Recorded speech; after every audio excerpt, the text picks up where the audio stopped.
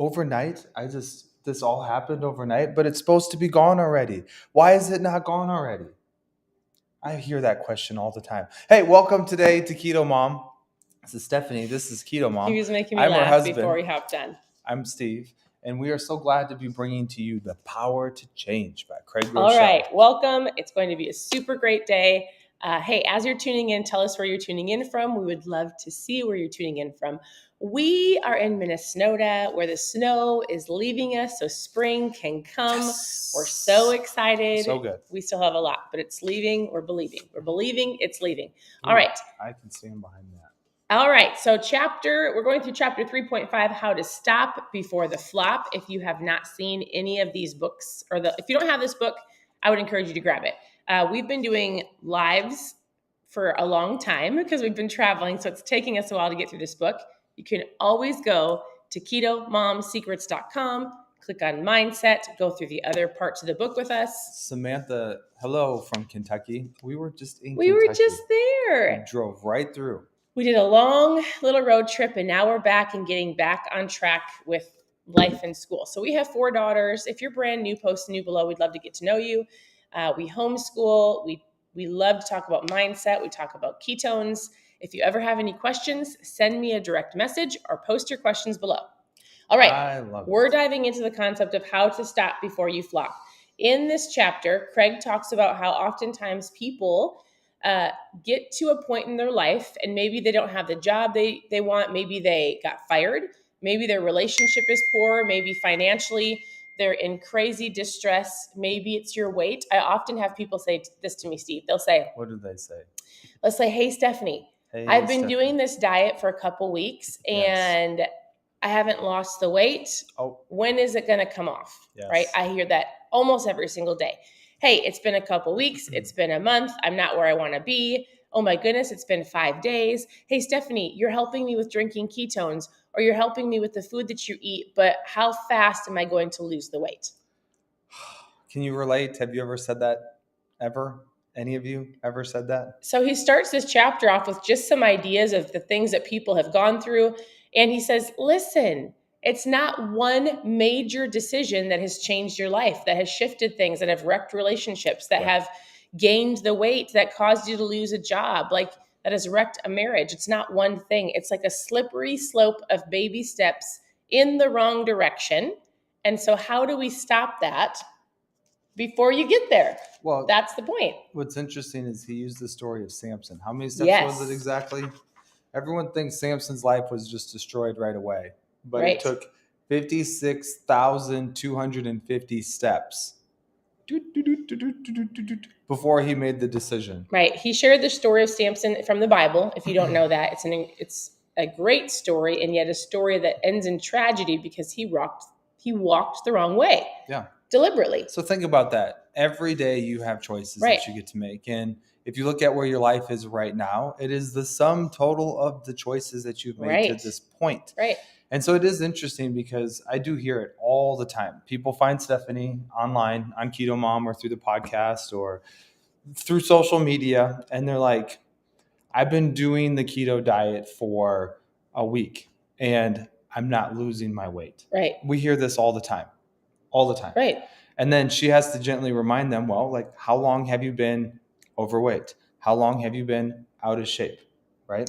I'll give a fun little story. Like we went on this little 9-day road trip, and every day up until then we were working out at CrossFit. Yeah. And I just went back to the gym yesterday for the first time in 9 days. Do you think I'm sore today? Yeah. I can barely walk from the front squats and the power cleans. So it took 9 days to like get sore again. It's kind of reverse of what we're talking about, but it's going to take me 9 more days to be able to work all this stuff out where it doesn't hurt. Right. So don't give up. Like that's why we're going through this book, because those habits that you're doing every day, they are so important to your end goal, to accomplishing your dream, to fulfilling your vision. So good. So he says this, here's what we're focusing on in this chapter. What unhealthy, unuseful, and perhaps ungodly habit is taking you in a direction you don't want to go?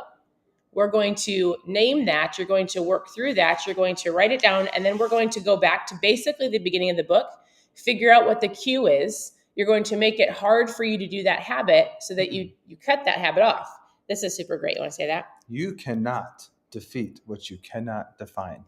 Right. I mean, that's powerful. He says oftentimes people don't want to label what is going wrong or the decisions that are not right, or they don't want to admit that they binge eat, or that they yell at their kids, or that maybe they're cheating on their spouse. That sounds extreme, but it's a real thing. If they can't admit it, and if they can't talk about it, and they can't define it, they can't change it. All right, those are some very extreme. It is. That's what he examples. uses. And Stephanie thinks I'm the extreme one. So I'll bring it down to a practical level of like, I'm guessing some of you who are tuning in are actually dealing with some of those things. And it's actually, we got to work through that. For me, I would say a lot of you have maybe been updated on this book, how it's completely transformed my thinking. Right. The who before the do. I have not ate sugar in a long time. I don't even know. Yesterday, I asked our youngest daughter, Annie, how long have I gone without eating sugar? And she said, Dad, you've gone without eating sugar for 2 weeks and 10 days. That's what she said. Just randomly. I said, well, it's been a little bit longer than that, but let's just say it's been 5 weeks, right? So here's the next thing. Guess what? The new habit I get to start, since I feel like I've transformed my mind in all of this, the next thing I get to work on is portion control. So let me know if this relates to any of the dads out there. All you moms, you don't have to relate to this, but for the dads, here's the real reality. You go and it's dinner time, or you go out to eat and you order something that's like, this is your healthy meal, right? Yeah. Or you grab the amount of food that you're going to plan on eating because it fits within your macros. Yeah. And then what happens is all of your kids decide they don't want to eat all of their food. So then you justify in your mind, you're like, we've already paid for this. Someone has to eat it, right? Guess who that someone is? It's me. So I wore this shirt in honor of all the dads out there. It says, don't give up. We can do this, okay? We can do this. They have to eat the leftovers. So the next focus for me for the next 5 weeks is portion control. That's good. It's really important. I tell people, you only eat when you're hungry, not when you're bored or when you're forced to eat. But they keep feeding me. That's what seems to happen. All right. I love how he says this because I think it's so true. He goes, good habits are difficult to start because the pain comes now and the payoff comes in the future. Bad habits are difficult to stop because the payoff comes now and the pain comes in the future. That's so true. Right? Roll reversal. That was the reality of me with sugar. Right. Every time. And I could justify it for all of the reasons of why I think I needed to eat it. Right. All right. So how do we make a bad habit? How do we make it a good habit? How do we stop the bad habit? He goes, why resist a temptation tomorrow if you have the power to eliminate it today? And he goes back to the habit cue that you talked about a while ago. In this book, it talks about the cue, and he says you eliminate the cue. What does that mean? We're not talking about the conspiracy. We are talking about the habit loop. Okay, so the cue it's basically like, think of awareness. It's so important. Right. You're not taking me serious. I'm in a good mood today. The cue. So you have to have the awareness. The extra popcorn in your counter. Like if for some reason you sit down, and every time you sit down, when you come home from work and you're exhausted, and then you sit on the couch and then you watch a movie, it reminds you that you usually eat popcorn at night before bed. So what do? You remove the popcorn. Yeah, what would be some other fun examples? You go to your sister's house and there's cookies on the counter. It's not a big deal if you're only there for an hour, but if you're going to be there for 2 days, you should remove the cookies from the counter. You could have. Here's the reality. I could have put them in the cupboard. Willpower is a real thing, yeah, but you only really have so much of it. Right. It's actually a surprise I did not eat those cookies because they were Girl Scout cookies, and we all know them. They pull you in. There's something to them, right? But the willpower in that case, it won. And so the reality is you have to know what it is that you're going after. If it's a coffee shop or a fast food restaurant that you usually drive by and you find yourself it's like a magnet and it pulls you in, you have to go a different direction. Right. And remember, everything I feel like we've ever talked about in any book, it's always about behavior modification. This is the first time that if you are understanding the reason why you keep doing those habits, that's what it's all about. And if you can identify why you are making the shift, I'll give one fun example. Yeah. Youngest daughter Annie yesterday, she's like, I need Instagram and YouTube. Remember this? She's 9. She's like, I've made She's 12 like, videos. I'm making videos. I'm going to inspire people. I think it's super cool. She's a good I'm video not trying maker. I'm not attempting to deflate her dreams of Yeah. it. But our second youngest, Eliza, she says, Annie, why do you want to have the YouTube channel? What are you going to talk about on your YouTube channel? And she sat there and she didn't know the answer, right? So my question for a lot of you are, like, you go through these types of books, or you're tuning into this for the first time, you're probably hearing people talk about, well, you need to start doing this, you need to stop doing that. We have gotten to that point because we're 3.5 weeks into this, Right. but it all started with mindset. Right. It all started with why. So many people skip that most important aspect and they just go right to the do. Right, because they want it done. Well, they think they want it done or think they can do it. And then what happens? How many of you have gone back to, maybe you have lost the weight and gained it back and lost the weight and gained it back? It's because you don't have you need to work on the why, the who before the do. Is that good? Yeah. I feel like that's good. All right, so we're going to give you some action steps, because here's what he says. The habits you have today are shaping who you will become tomorrow. One step at a time, your habits are taking you somewhere, right? Good or bad. And so he says, these are a little intense questions, is how we phrase it, because, right, if you're taking notes or if you have the book, make sure you're answering these. The first question is, what is one habit you know that you most need to stop? What is something that you need to stop? What is the best thing that could happen if you are successful and quit? What is the worst thing that could happen if you continue or get worse? Did you want to say something? No, I was just reading the comments. Oh. And thinking, I was really thinking about applying these to my life. Like, what does that look like? When you think about stopping, what is your relationship for continuing? Like, how are you going to stick to that? And I've told this story before, and I think it's kind of silly, but it actually is real. I was having a bad day. It was super late at night, and I just said, you know what? I'm going to go eat some chocolate. Yep. And we didn't have any chocolate in the house. So I've told that in more detail, but I legitimately scrounged through all of the cupboards, couldn't find it. I made it hard to go get it because I didn't have it. I had a split second thought of I could go through a drive-through and grab something. And then I was like, oh, it's too cold. I'm not going to. But that's how people's minds run. What did you do then? I removed the cue.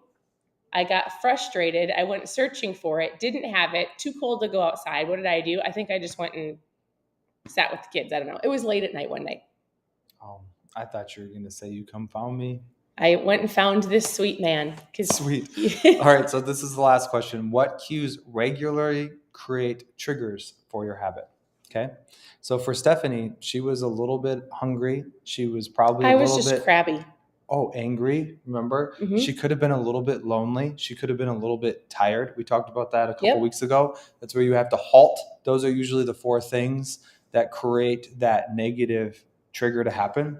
Hungry, angry, lonely, tired. Emotional. Just identify it. Just identify it. Call it out. Say what it is. And you have to learn how to celebrate every day. Yep. All right. So you're going to work on that today. What is one thing you're going to stop? You're going to, if you have the book, I would encourage you to fill it out, work through that. Can you read that in an inspirational? How could you give it to them? All right. This is the principle for the day. Here's the principle. Good habits are difficult to start because the pain comes now and the payoff is in the future. Bad habits are difficult to stop because the payoff comes now and the pain is in the future. Honestly, you could probably look at some of the things you're doing, and if you feel like it gives you joy right away, you can probably look at, like, is that something I really need to? It's not all things, but anyways, it's not all things. It's not all things. That's great. It's not all things, but you know what we're talking about. Yes. I hope. And if you don't, get the book. You want to show them the book real quick? Grab the book. Continue to tune in. You can always go to ketomomsecrets.com and click on mindset. Tomorrow we'll focus on from so to who. From so go to check who. out the podcast. Spotify and on the podcast app. All right, reach out, ask questions below. We hope you guys have a great day. Continue to do the work because it's super powerful. It'll help you take the next step so that you can achieve your goals. Hey, and if you think Stephanie's really great with being a think coach, like helping you think differently, drop emoji or send her an encouraging message today, because I think today is the day with, like, she's working through this hip stuff. So guess what? Send her some love. That's my ask for you all. Going to get a massage here, Stacey. Send her some love. All right. I appreciate you guys. You all. Thanks for tuning in. Have a great day.